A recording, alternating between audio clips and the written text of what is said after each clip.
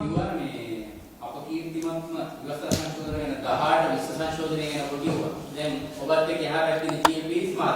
එතුමා අද මේ පුවත්පත් සාකච්ඡාවේදී මේ ප්‍රෙස් කොන්ෆරන්ස් අලකිරීමේ සංදර්ශනය කරන්නේ නැහැ. කරුණාකරලා කියන්නම් අද ප්‍රෙස් කොන්ෆරන්ස් අලකිරීමේ ක්‍රියාවලිය සිද්ධ වෙන්නේ නැහැ.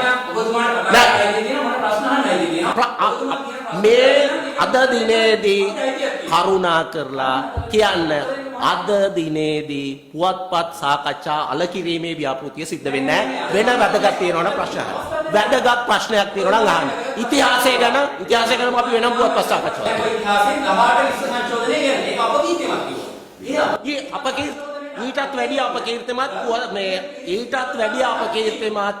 අධිකරණ 37ක් උතුරු නැගෙනහිර සහ අනිකුත් තැන්වලත් ගෙන තිබෙනවා. ඔබතුමා ඒකම කියන්නේ මහජන පුස්තකාලේ ගිහි තියුව එකට මේ ඉතිහාසය ගැන සාකච්ඡා කරන්න අපි වෙනම පුවත්පත් සාකච්ඡාවක් තියෙනවා. දවසක විතර එකක් තියෙනවා මෙතනට ගෙනල්ලා සියලුම ඒකාබද්ධ විපක්ෂයේ සේවන කරනවා.